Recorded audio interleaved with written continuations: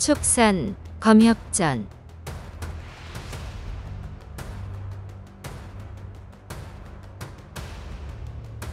46화 자연검. 낡은 절에서 달밤에 거닐다 강씨에게 쫓기고 매화숲에서 용에게 쫓기다 보검을 손에 넣네.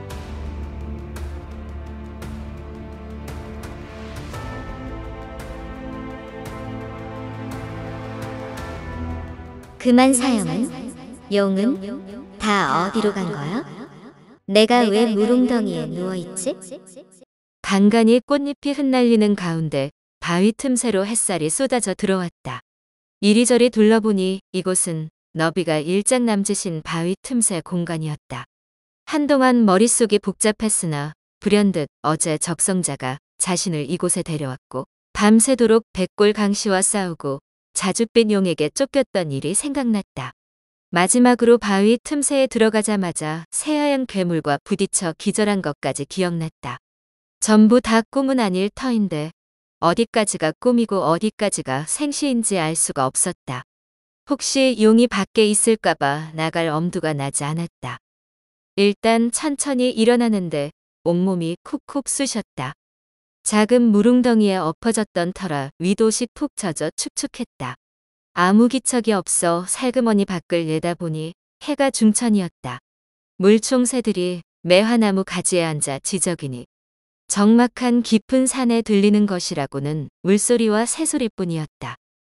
이영경은 숨을 죽이고 조심스레 밖으로 나갔다.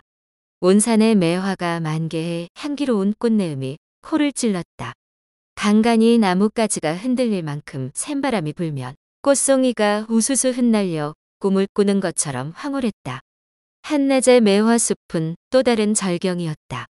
하지만 아직 안전을 확신할 수 없으니 한가로이 풍경을 감상할 때가 아니었다. 먼저 어젯밤의 치열한 싸움이 꿈인지 생시인지 확인해 보기로 하였다. 바위 뒤로 돌아가자 저 앞에 흙바닥이 불룩 솟아 있었다. 그 한가운데 깊이와 너비가 3장 남짓한 큰 구멍이 있고 주위에 꽃잎이 수북했다. 용이 큰 매화나무 사이에 끼어 몸부림치던 그 자리였다. 나중에 매화나무를 뿌리째 뽑아버리고 자신을 쫓아왔었다. 조금 더 걸어가니 바닥에 널브러진 아름드리 매화나무에 아침 이슬을 머금은 못다 핀 꽃망울이 여전히 곱고 아름다운 자태를 뽐내고 있었다. 뿌리가 뽑혀 생명력을 잃었으니 곧 시들 터인데 아무것도 모르는 아이처럼 그저 밝고 아름다웠다. 숲길을 걷는 내내 부러진 가지와 떨어진 꽃잎이 그득했다. 치열하게 싸운 흔적이 이토록 뚜렷하니 어젯밤 일은 절대 꿈이 아니다. 어느새 어젯밤 도망쳐 나온 절 앞에 도착한 이영경은 두근거리는 마음으로 조심스럽게 안을 살펴보았다. 무너진 종로 부근에 깨진 기왓장과 백골 무더기가 쌓여 있었다.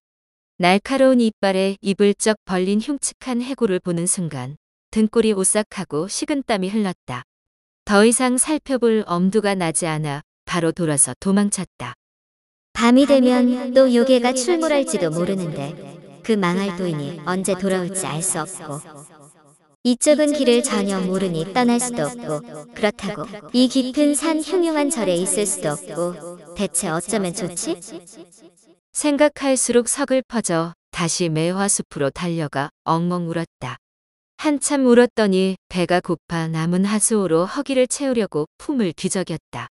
그때 문득 불상 구멍에서 꺼냈던 진귀한 검자루가 생각났다. 어젯밤 정신없는 와중에 표창처럼 휙 던졌는데 용이 사라지지 않았나?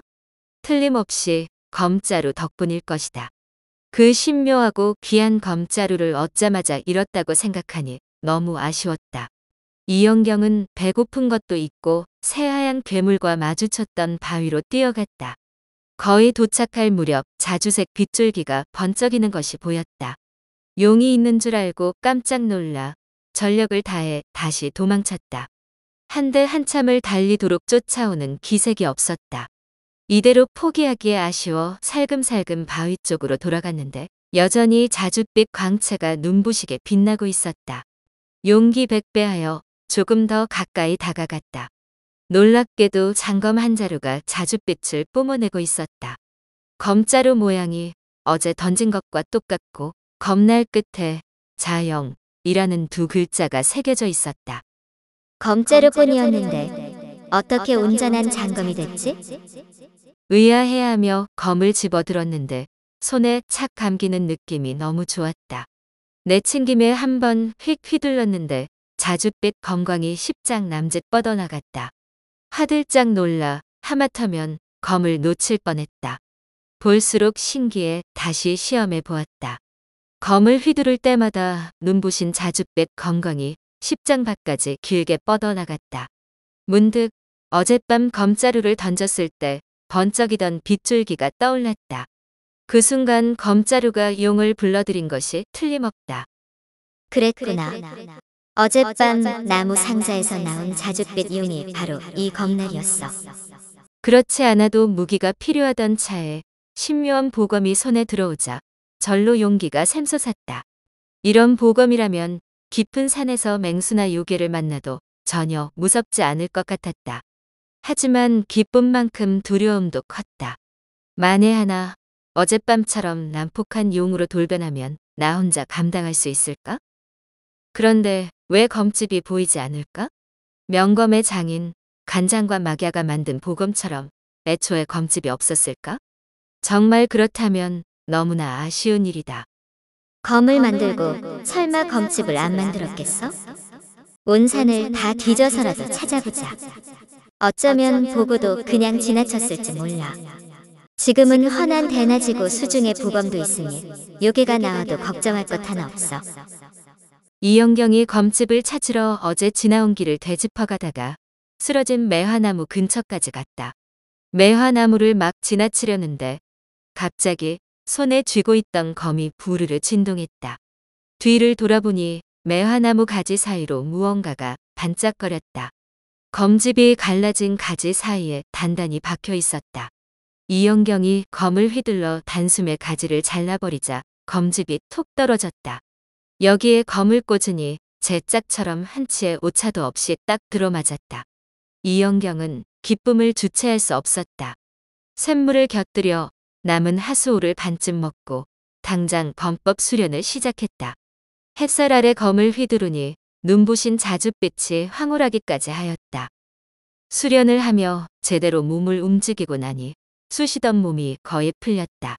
잠시 바위에 걸터앉아 휴식을 취하며 생각을 정리했다. 처음에는 저를 버리고 몸을 누일 동굴을 찾아보려 했는데 적성자와 길이 어긋나지 않을까 걱정스러웠다. 그렇다고 여기에 남아있자니 오늘 밤 또 요괴가 나타날까 두려워 여전히 갈피를 잡을 수 없었다. 그러다 문득 종루에 두고 온 진보다리와 은자가 떠올랐다. 종루가 무너졌으니 깨진 기왓장 더미에 깔렸을 터였다. 날이 밝을 때 미리 찾아두어야겠다 싶어 검집을 허리에 차고 자연검을 그어준 채 용감하게 절로 향했다. 돌을 쥐고 들어가 일단 백골 더미를 향해 던졌다. 아무 반응이 없는 것을 확인한 후에야 가까이 다가갔다. 백골 더미에 햇살이 반사되어 눈이 부시고 누런물이 흘러나와 고약한 냄새를 풍겼다. 한 손으로 코를 틀어막고 검으로 기왓장 더미를 헤집었다. 진보다리는 백골 강시들이 건드리지 않아 다행히 멀쩡했다. 얼른 짐을 챙겨 담장을 뛰어넘어 절을 나섰다. 바로 젖은 옷을 갈아입고 보따리를 등에 맸다. 벌써 신시가 다 되어가는데 적성자는 여전히 깜깜무소식이다. 어젯밤 일을 생각하니 등골이 오싹해 도저히 이곳에 머무를 수 없다는 생각에 이르렀다. 어쩌지? 날이 저물기 전에 이 산을 벗어나야 하는데. 정말 제자로 거둘 생각이라면 다시 아미산으로 찾아오겠지.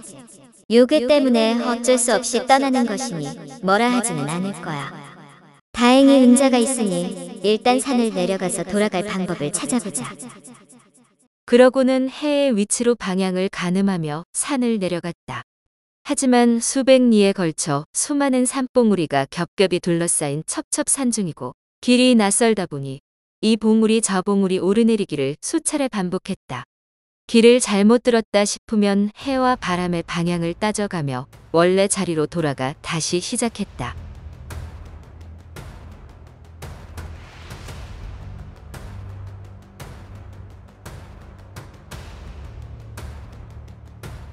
다음 화에서 이어집니다. 더 좋은 콘텐츠를 제작하기 위하여 구독과 좋아요, 알림 설정 부탁드려요.